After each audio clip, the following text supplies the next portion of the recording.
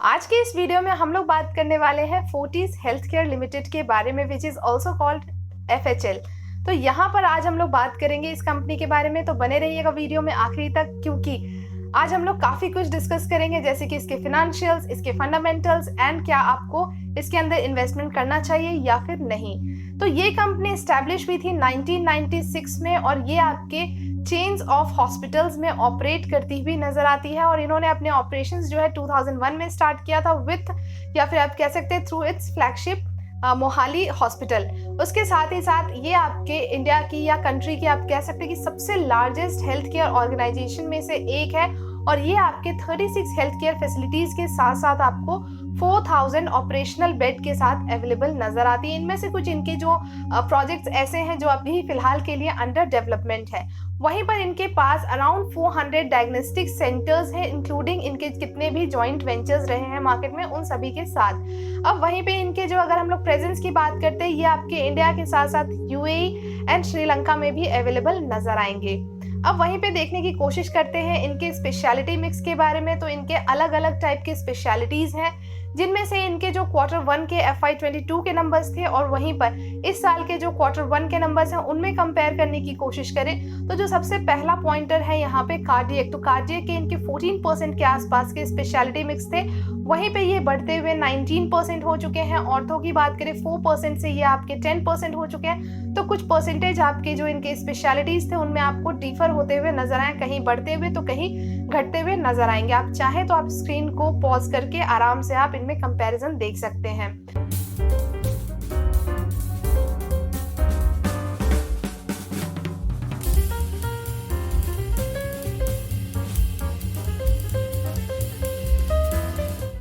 Next यहाँ पे बात कर लेते हैं हम लोग इनके रेवेन्यू मिक्स के बारे में। तो रेवेन्यू मिक्स में हम लोग देखेंगे इनके ज्योग्राफी बेसिस के जो नंबर्स रहे हैं रेवेन्यू की वो, एंड देन प्रोडक्ट मिक्स और फिर सेगमेंट वाइज। तो ज्योग्राफिक मिक्स के बेसिस पे बात करते हैं तो जहाँ पे वेस्ट के नंबर्स आपके पहले जो थे वो 27% थे, वो इस साल आपके हो चुके हैं 23%। दैट मीन्स इनके जो रेवेन्यू आते थे पहले वेस्ट से वो आपके 27% के आसपास के रेवेन्यू जनरेट होते थे, वहीं अब ये 23% के आसपास हो गए। ईस्ट की बात करेंगे 12% ईस्ट से आते थे, तो वहीं पे अभी फिलहाल ये 14% हो चुके हैं। नॉर्थ से 35 से 34% हो चुके हैं। तो ऐसे ही आपको नंबर्स में थोड़े बहुत चेंजेस देखने को मिल सकते हैं। प्रोडक्ट मिक्स की बात करते हैं तो प्रोडक्ट मिक्स में जहाँ पे इनके स्पेशलाइज्ड जो कोविड के परसेंटेज थे वो 45% थे, जो कि अभी फिलहाल आपके घटते हुए ये आपके 6% हो चुके हैं। स्पेशलाइज्ड नॉन कोविड ये आपके 20% से फिलहाल 36% है।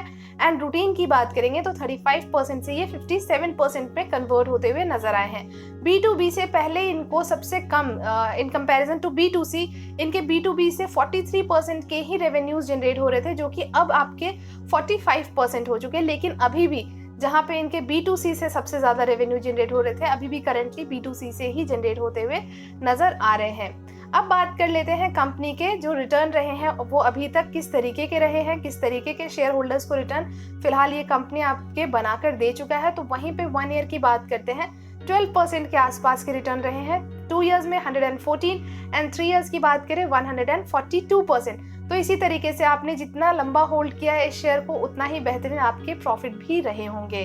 एंड उसके साथ बात करते हैं कंपनी के वैल्यूएशन के बारे में। सो ये कंपनी आपके आप कह सकते हैं कि अंडर वैल्यूड कंपनी के तौर पे काम करती हुई दिखी है। साथ ही यहाँ पर डिविडेंड किसी भी तरह की कंपनी प्रोवाइड नहीं कर रही है अपने शेयर होल्डर्स को। एंड अगर इसके EPS की बात करते हैं तो EPS भी आपको वीक नजर आएंगे 5.48 के आसपास।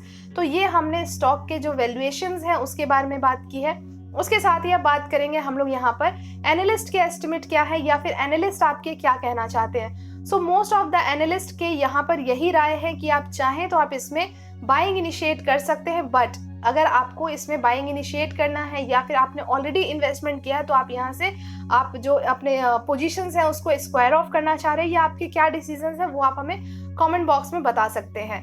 बाकी यहाँ पर जो 11% एनालिस्ट है वो फिलहाल आपको सेल के लिए रिकमेंड करते हुए नजर आ रहे हैं। बाकी जब आप चार्ट के ऊपर चलेंगे एंड चार्ट के ऊपर जब हम लोग डिस्कस करेंगे तो वहां से आपकी जो चीजें हैं वहां से आपके डाउट्स बहुत अच्छे तरीके से क्लियर होंगे। तो बने रहिएगा वीडियो में आखिरी तक। अब बात कर लेते हैं यहाँ पर हम लोग कंपनी के ऊपर कितना डेट है, कंपनी के ऊपर कितना या फिर कंपनी के पास कितने नंबर्स में कैश है, वो सारी चीजें। तो कंपनी के ऊपर जो डेट है वो है आपके 3.51 करोड़, लेकिन उससे कहीं ज़्यादा, कई गुना ज़्यादा आपके कंपनी के पास फिलहाल कैश भी अवेलेबल है, जो कि एक अच्छी चीज़ है। नेक्स्ट यहाँ पे अगर हम लोग बात करते हैं क्वार्टर ऑन क्वार्टर रिजल्ट के ऊपर, तो क्वार्टरली बेसिस के नंबर्स जो रहे हैं वो पिछले क्वार्टर्स के मुकाबले काफ़ी बेहतरीन आपको देखने को मिलेगा। चाहे सेल्स की बात करते हैं, ऑपरेटिंग प्रॉफिट है या फिर नेट प्रॉफिट की बात करते हैं, यहाँ पे इनमें आपको लगातार बढ़ोतरी ही देखने को मिल रहा होगा। सबसे जो गिरावट के नंबर्स थे वो आपके मार्च 22 के नंबर्स थे, जहां पर आपको वीकनेस काफी ज्यादा दिखाई दे रहा होगा जो पिछले क्वार्टर्स रहे हैं उनके भी मुकाबले।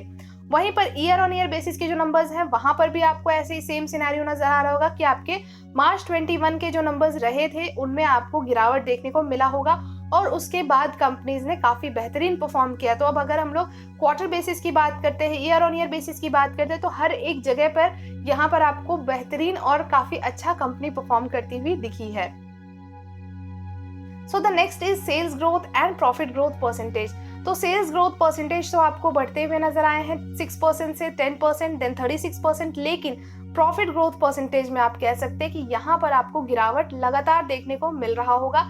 जैसे कि 5 ईयर्स में जहां ये 13% थे, 3 ईयर्स में 148% माइनस में आपको नजर आया, वहीं डिक्लाइन में अगेन आपके इस एक साल में -416%। तो लगातार आपको यहाँ पर गिरावट नजर आ रहा होगा।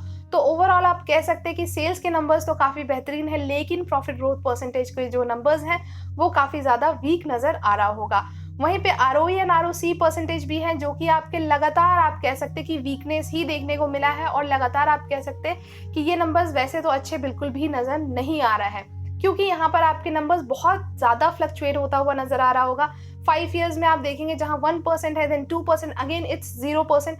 तो इस तरीके से फ्लक्चुएशंस आपको देखने को मिल रहा है। सो ROE एंड ROC परसेंटेज में बहुत ही ज्यादा वीकनेस नजर आ रहा होगा आप सभी को। उसके साथ बात करेंगे शेयर होल्डिंग पैटर्न्स के ऊपर। उससे पहले प्रमोटर्स के ऊपर प्लेजिंग की बात करें, किसी तरह की कोई प्लेजिंग नजर नहीं आई है, लेकिन जो प्रमोटर्स के पास होल्डिंग है एंड जो आपके FIIs के पास होल्डिंग्स है उनमें आपको ऑलमोस्ट 1% के आसपास का डिफरेंस देखने को मिल रहा है। अदरवाइज ऑलमोस्ट दोनों के पास ही जो होल्डिंग्स है वो सिमिलर अमाउंट पे नजर आएंगे।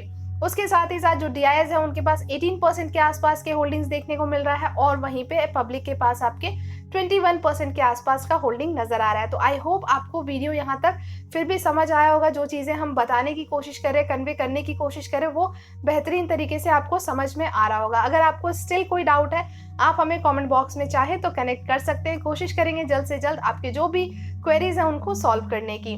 अब बात करते हैं जो DIs है 18%, उनमें से भी कौन कौन से म्यूचुअल फंड है जो आपके यहाँ पर इन्वेस्टमेंट करते हुए नजर आ रहे हैं as a top mutual fund. So there are 4 top mutual fund जिनकी बात करने वाले। सबसे पहला जो है वो है आपका Motilal Oswal long term equity fund direct growth, जिनके परसेंटेज है 3.38, and then second one is Baroda BNP परिवार multi cap fund direct growth, जिनके 2.50% के आसपास इन्वेस्टमेंट है। थर्ड है आपके ICICI प्रूडेंशियल मिड कैप के direct plan growth 2.40, and the last one is Sundaram focused fund direct growth, जिनके 2.39% के आसपास इन्वेस्टमेंट नजर आ रहा होगा। सो ये रहे आपके 4 टॉप म्यूचुअल फंड। अब इसके बाद हम लोग बात करेंगे चार्ट के ऊपर। उससे पहले अगर वीडियो आपको आखिरी में अच्छा लगता है, प्लीज इसको लाइक एंड शेयर जरूर कीजिएगा अपने फैमिली एंड फ्रेंड्स के साथ। इन केस आप हमारे चैनल पे नए हैं, चैनल को सब्सक्राइब करना भी ना भूलें। अब बात करते हैं यहाँ पर हम लोग चार्ट के ऊपर। तो चार्ट के ऊपर आपको एक चीज तो क्लियर हो रहा होगा कि ये ऑलमोस्ट आपके एक बॉक्स में आपको ये ट्रेड करता हुआ नजर आ रहा है। 236 के प्राइस से लेके ये आपके 313 के प्राइस पे ये आपको ऑलमोस्ट काफी हफ्तों से लगातार उसी प्राइस के अंदर ये घूमता हुआ नजर आ रहा होगा। अब यहाँ से आपके रिसेंट अगर हम लोग वीक की बात करें तो यहाँ से ऑलमोस्ट आपको एक ब्रेकआउट होता हुआ नजर आने वाला है, और आगे आने वाले टाइम में जितना टाइम फ्रेम जिस टाइम फ्रेम में इसने जितना लंबा टाइम यहाँ पे इस बॉक्स के अंदर आपको बिताता हुआ नजर आया, वैसे ही उतने ही पॉइंट का ऊपर आपको ब्रेकआउट भी होता हुआ नजर आएगा। तो आप चाहें तो अपने टारगेट्स के लिए आप रेडी रह सकते हैं। सो यहाँ से अगर हम लोग बात करते हैं तो 400 एंड 420 के आसपास का जो है वो टारगेट निकल के आ रहा है। तो हम लोग जो बताने की कोशिश कर रहे थे आपको, तो जिस तरीके से इस बॉक्स में ये ट्रेड करता हुआ नजर आ रहा है, उसके जितने पॉइंट है वहां से आपको उतना पॉइंट ये और ऊपर जाता हुआ नजर आ सकता है। तो इस बेसिस पे आपके जो टारगेट है वो 400 एंड 420 के आसपास का निकल के आ रहा है। तो आप चाहे तो आप खुद से भी जाके कैलकुलेट कर सकते हैं, खुद से भी जाके थोड़ा और एनालिसिस कर सकते हैं इसके अंदर, और उसके बाद आप चाहे तो अपने जो भी प्लान्स हैं वो आप कर सकते हैं। तो अगर आपने ऑलरेडी इसमें इन्वेस्टमेंट किया हुआ है तो आप हमें कमेंट बॉक्स में बता सकते हैं कि क्या आपको होल्ड करना है या फिर आपने क्या डिसीजंस लिए हुए। अगर आपको स्टिल कोई डाउट है तो आप हमें कमेंट बॉक्स में कनेक्ट जरूर कीजिएगा। बाकी आज के वीडियो में हमने काफी कुछ डिस्कस किया है। मिलेंगे आपसे नेक्स्ट वीडियो में बहुत ही जल्द। तब तक के लिए thank you and take care.